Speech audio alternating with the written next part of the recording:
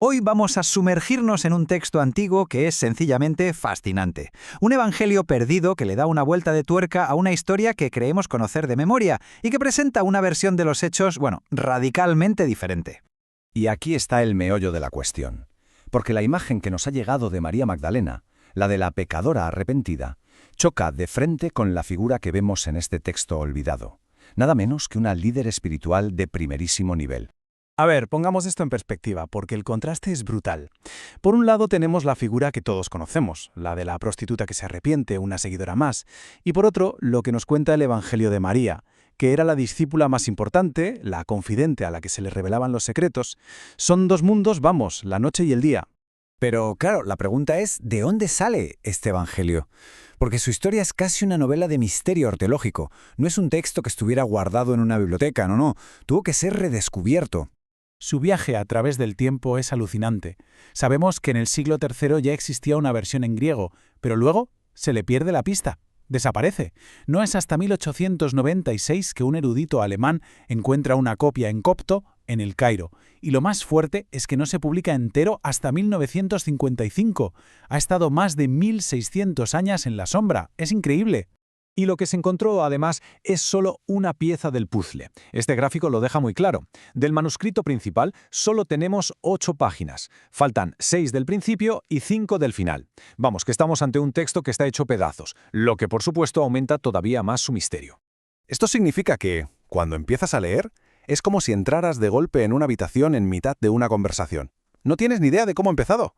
Y lo peor es que justo cuando la cosa se pone más interesante, cuando la tensión está por las nubes, ¡zas!, se acaba. Te deja con toda la intriga. Bueno, dejemos ya el objeto físico, el papiro, y vamos a meternos en el contenido. Porque las ideas que hay aquí dentro son, para su época, totalmente revolucionarias. Se salen por completo de la ortodoxia que conocemos. Y para entender de qué va todo esto hay una palabra clave: gnosis. Ojo, que no hablamos de un conocimiento de estudiar libros, no. Esto es otra cosa. Es una sabiduría espiritual que viene de dentro, una revelación personal. La idea es que la verdad no se aprende, se experimenta. Y esto nos lleva a una de sus ideas más potentes, la forma de entender el pecado. Aquí se olvidan por completo de la idea de una deuda que se hereda. Para este evangelio, el pecado es más bien un estado de ignorancia, una confusión que te impide ver tu verdadera naturaleza divina. No es un crimen a castigar, sino un sueño del que hay que despertar. En el texto, María describe una visión increíble, el viaje del alma después de la muerte. Y no se trata de un juicio, sino de un ascenso. El alma tiene que ir superando ciertos poderes cósmicos, que en realidad son un reflejo de nuestras ataduras, el deseo, la ira, la ignorancia. Superarlos es el camino a la liberación total. Así que el mensaje central es este. La salvación es un camino personal.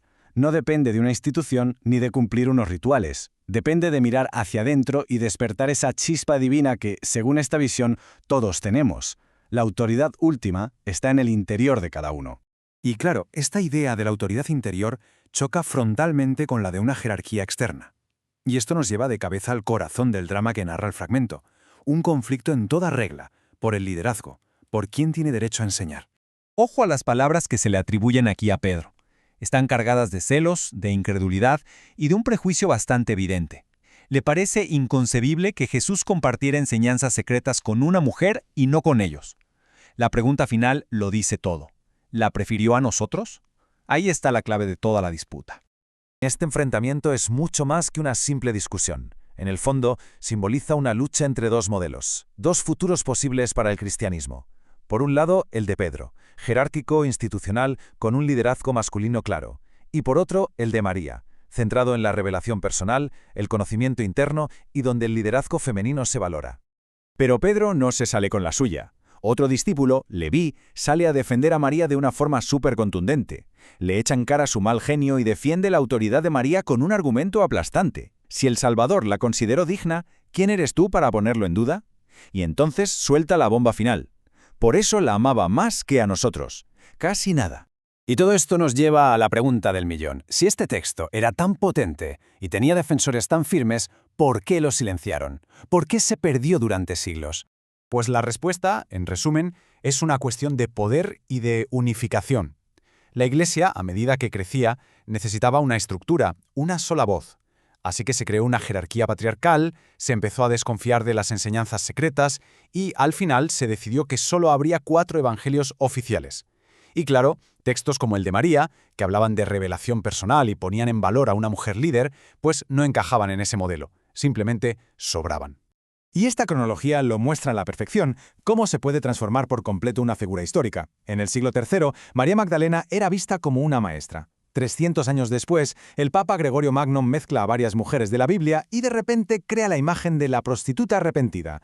Con esa jugada, borra de un plumazo su rol como líder. Y esa imagen es la que ha durado siglos, hasta que textos como este han vuelto a salir a la luz.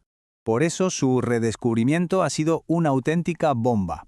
A día de hoy, este evangelio es una pieza clave para la teología feminista, sí, pero también para cualquiera que quiera entender que el cristianismo primitivo no era un bloque de granito, era un hervidero de ideas, con visiones muchísimo más inclusivas de las que acabaron triunfando. Y al final, todo esto nos deja con una pregunta que queda flotando en el aire. La historia del Evangelio de María es la de una voz que fue silenciada, pero por suerte recuperada. Pero esto te obliga a pensar en algo más grande. ¿Cuántas otras visiones del mundo, cuántas otras historias fueron reescritas, cambiadas o simplemente se perdieron para siempre?